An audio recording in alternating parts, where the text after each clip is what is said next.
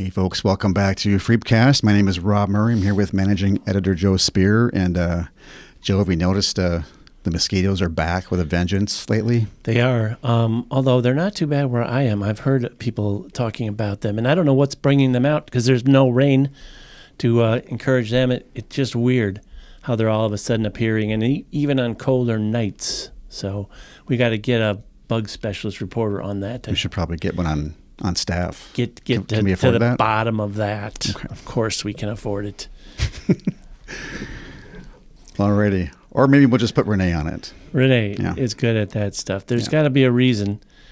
You know, there's and Asian lady beetles apparently are voracious in places as well. Again, not me, but We are seeing them at our place too. They're on the window screens and interesting. Yes, end of fall. Got a lot of stuff to talk about today, though. Yeah. Interesting stuff. The most talked about thing probably was this episode in North Mankato, Wheeler Park, right? Joe Tugas and Associates on the bandstand last week. And this was shortly after Charlie Kirk was assassinated. And there was apparently a post, and I did read it. I'm not going to know it verbatim, from one of the band members, Kat Bauman, talking about the killing. And did you read it? yes. Yeah, I mean, it was. Correct me if I'm Kat's wrong. post? Yeah. Yeah. Correct me if I'm wrong. It basically said something. You don't need to lay flowers on a grave of someone who hurt a lot of people. Essentially, yeah. Yeah, you know, he was provocateur. I had to read some of his stuff again, and it was. I mean, people are reasonable to consider it hurtful on some of the things he says. He, challenges a lot of, the civil rights movement, for one thing. Martin Luther King, okay, I guess you can challenge that and debate it, or LGBT. He had issues with all of that. So anyway, I don't think we're crossing any lines by saying he was inflammatory and and I looked at some of his stuff again just to remind myself, and he's very provocative and really in your face. We have these gnats. Fruit flies, whatever they are. All right. Irritating. We don't have fruit in here, but we're getting them. So anyway, somebody, I think, way it goes, contacted North Mankato City Hall and said, hey, check out this post. It's one of the people in the Joe Tugas and Associates band, and they're playing at Wheeler Park tonight. So, I guess the conversation is something the city should do about this. At least, what they ended up doing was bringing big placards out that were put in front of the stage, saying basically the city of North Mankato, is not it. Whatever is said by band members here, it's not the view of the city of North Mankato. Simple like that. I guess they maybe consulted a lawyer who said, should we do anything? And maybe the lawyer, as they always do, say, well, just to be safe, abundance of caution here. I'm not sure how necessary it was from a legal standpoint. I'm not sure, I'm not an expert in this part of the law. I'm not sure it's going to protect you a lot. No, I mean, I don't know what they were thinking with that one. It's her own private Facebook account, and she doesn't espouse any of her political beliefs during any of their concerts, as far as I know. And they were asked if they were going to, and Joe Tugas said, no, we had no intention of espousing political views. So probably more people went to see what she wrote. Absolutely. I'm sure they did. So maybe it turned out good for them. Many people did, yeah. And now we're going to give Joe Tugas and Associates the moniker, the most dangerous band in North Mankato. That's right. Dangerous. Oh, yes. Free speech. What it's all about. I guess, I don't know if it was necessary. If I was running North Mankato, I'd go, and plus it, I don't know how the band feels about it. They kind of wrote it and joked about it possibly, and I think some of them were taking a photo of them covering your mouth. Right. No free speech. So I don't know what more there is to say about that. They weren't prevented from speaking or doing anything. No. Just seemed like a silly situation. Yeah. And you certainly can't tell people to not say something before they go on. I mean, I guess you could, but there's going to be a whole lot of things you're going to want to put on your list. We might be seeing more of that. It'll be interesting, I'm glad we're debating free speech. I'm not super comfortable with what direction it goes sometimes, but at least people are asking themselves, what is free speech? Is it a right? How much of a right is it? Who can exercise it? Where are there limits when you say bad things? We just talked about this in my class. Did you? And most of the people didn't.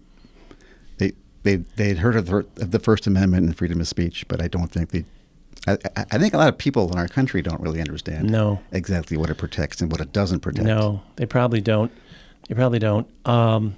Interesting case, like free speech case. Somebody who criticized a dentist on Google, like with a review on Google, like you can review places. Mm-hmm. The dentist can sue them for in a very complex case, because usually you would throw that out as like, no, it's fair comment and criticism, which is one of the defenses of free speech. You can give your opinion about things. If you lie in your opinion, you're in trouble. But so I got to go check my Google reviews and see who you could be in about. trouble. There's a famous case in northern Minnesota that our attorney always points to, a similar case, but somebody called the doctor a tool, like a tool. That's a slang, like some people use it, and it means dumb, an idiot, stupid. Okay. Yeah. That person got, the doctor's case went forward against that person. I forget how that turned out. He might have won a settlement of some kind. So anyway, good we're talking about it. We got a lot of other things to talk about. You did some interesting stories. We should mention our sponsor, though. Yeah. So the podcast. Sponsored by Minnesota Valley Federal Credit Union, happily serving those who live, work, or do business. Blue Earth, Nicollet, LeSueur, Waseca, Brown, Whatwan counties, 1934. Should have that memorized by now, but my memory isn't what it used to be. Nor is mine, which is why I was wishing I had that in front of me the day you were not here. As I just kind it's in front of us now. I lived my way through it. Yeah. They're good folks. They're supporting great journalism. Support them if you can. But we had, of course, the Jug game. Fun to see East win it for the first time in 20 years. And it was I think it was a 28-7 game or something like that. It was close at first, and then East just kind of pulled away. Mm-hmm. But fun to see the kids, and Eric Davis, the coach, he was coach there when they won it last in like 2005, I think it was. And good to see them, how big of a deal it means, and nice to see the rivalry, and it's a friendly rivalry, I think, for the most part. So I think good it is sportsmanship. Too, but it is nice to see East. It was great to see Casey's photos.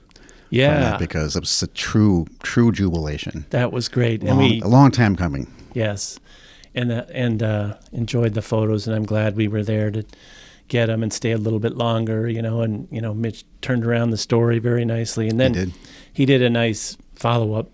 Just going back and talking to some of them, what it means and what it felt like, and so I think people enjoy reading that kind of thing. 20 years. 20 years. Yeah. It's a long time. Well, congrats to East. Yes, and both teams for being hard-fought game and doing their best, as we know. They always do. Recreational marijuana sort of snuck up on us. It started being for sale yesterday in one dispensary in Mankato. Mm-hmm. They had a grand opening kind of thing at 8 o'clock in the morning. They did. Seems like a little early start time for cannabis folks. Well, for a grand opening for cannabis folks, yeah, for sure, yeah. But there were people there. I wasn't there at 8, but they said there were customers.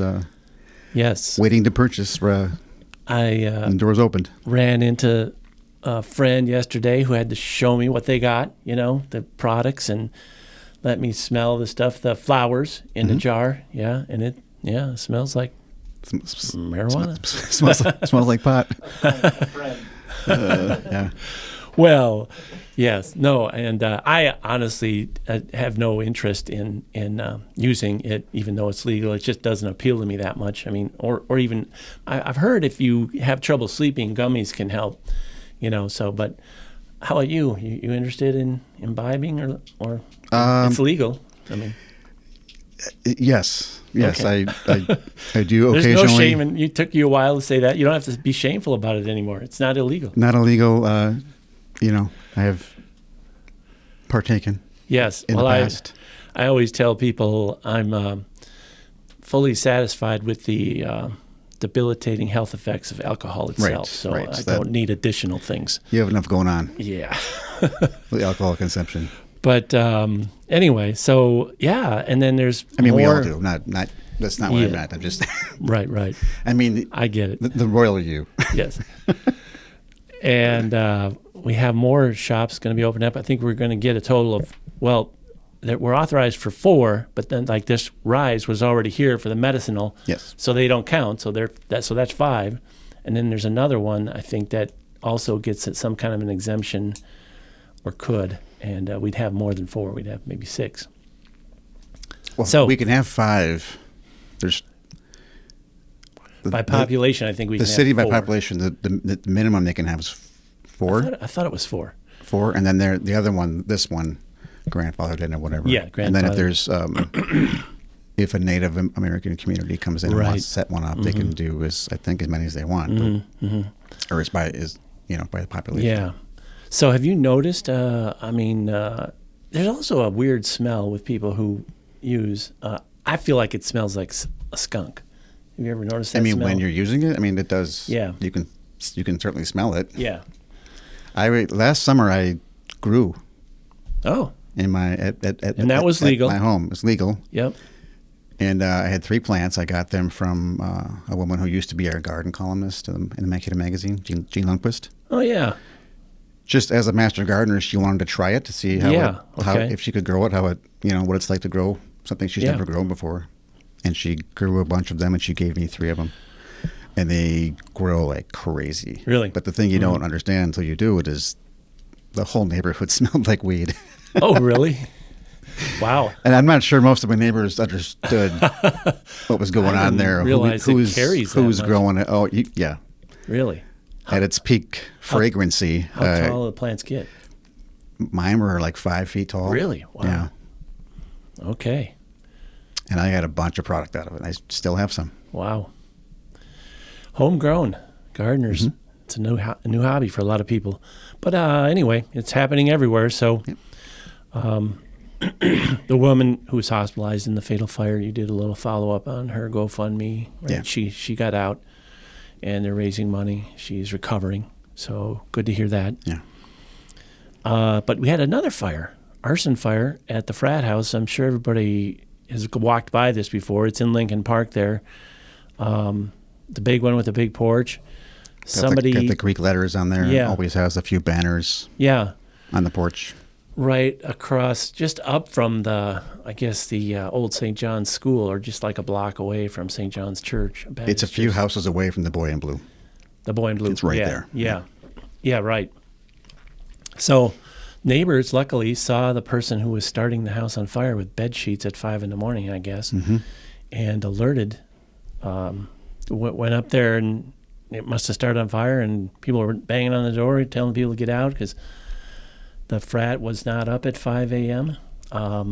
And geez, Louise, could have been worse, a lot worse if somebody isn't seeing this happening. Yeah.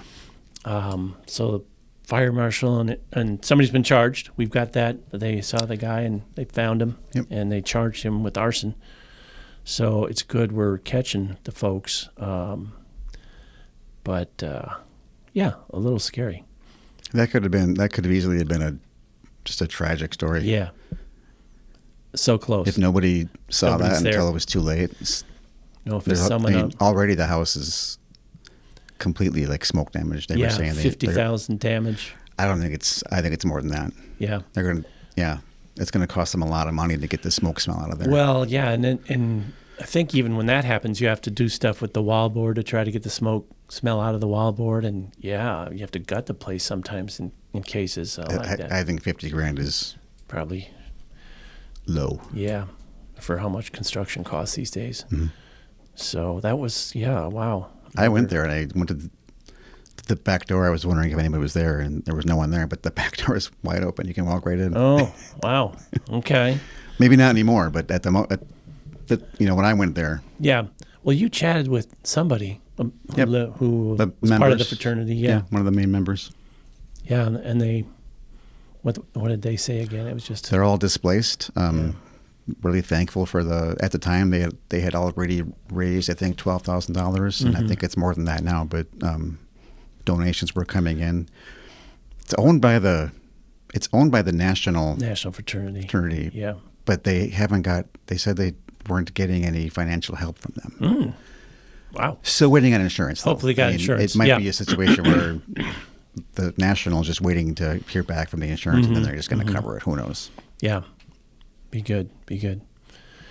And Mark Fishtank did a nice update on Highway 22. We're all wondering what's happening with that because you can't see anything, right? For miles and miles, you don't know what's happening. Although we did get great photos. If you hadn't seen it, last few days, John Cross got some aerial photos of the progress they've made on it. So the roundabout up by the winery is done, and some of the paving into St. Peter is done. And they're going to open it December, maybe before, to through traffic. I mean, I don't think the middle part is going to be paved yet, but I think they want to let people know they can go through it. I'm probably still going to try detours myself, but it'll be easier to get to the winery, I think, Chankaska, and which is important. Yes, very important. And I know I've talked to the owners out there, and I know they're taking a hit on the business as this construction season has happened. Everybody just goes, well, not everybody, but some of the regulars are pretty loyal and still go there. But I know they'll probably have lost some business. And so that's good. That's open, and we'll watch for it in December. What else we got on the menu? Anything happening with Mankato Magazine? We just wrapped up the pets issue, so watch for that. We wrapped it up. It's October 1st. A really, really good issue of adorable dogs, cats, and you rabbits. have an incredible story in there. This about a lost pet. I won't give it away, but it's a pretty fun story. So you want to make sure you get that. The Tale of Tilly.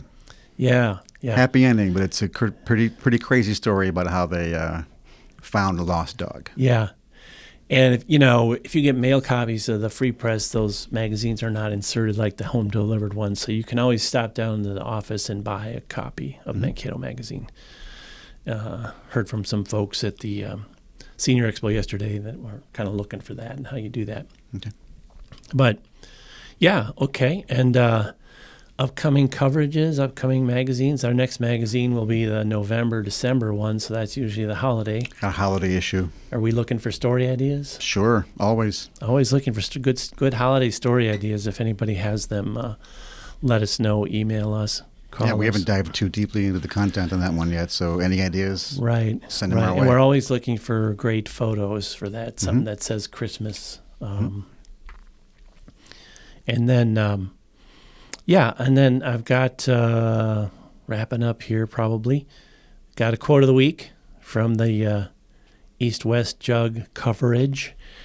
And this was when our sports editor, Mitch, was asking the kids just what they were doing the moment they knew they won the jug on the field. And Blake Kamphoff is one of their East big players. And he said, I don't even know what I was thinking. I was just trying to find these guys, said while pointing in the direction of three of his friends who immediately cheered in response. There was nothing going through my mind besides running and yelling. I like it. Coach kind of sums up the emotion. Eric Davis, the coach, gives a final quote here. They've had this on their list for a long time. I'm happy to see their hard work pay off. That's great. High school coaches are a special breed. I think it would just be a lot of fun. It's a lot of work, but a lot of satisfaction in being a high school coach when you help kids achieve their dreams and their goals and help them get better and help them overcome things and leave them with life lessons. Yeah. As long as you don't have parents who are making your job difficult. True enough. I want to just remind people, how do you subscribe to this great journalism? Call us at 625-3764. Reader service at MankatoFreePress.com. You can email us or just go to our website at the top and click on the subscription button. You can do it right online. And don't forget, if you need great reprints of great Free Press photos, you can we work with SPX Sports, our partner in this, and they're at 345-7196. You can also click on purchase photos on our website, and it takes you to their site and shows you everything you could purchase. So we're trying to keep that up with the sports and that sort of thing, so keep that in mind. And another reminder, you can listen to stories on the Free Press website. We have a feature now that allows you to click on the story and it'll be read to you. So if you're, driving or don't have time to hold a paper, you can easily hear the stories. But again, thanks to our sponsor, Minnesota Valley Federal Credit Union, happily serving those who live, work, do business, Blue Earth, Nicollet, LeSueur, Waseca, Brown, Whatwon counties since '34.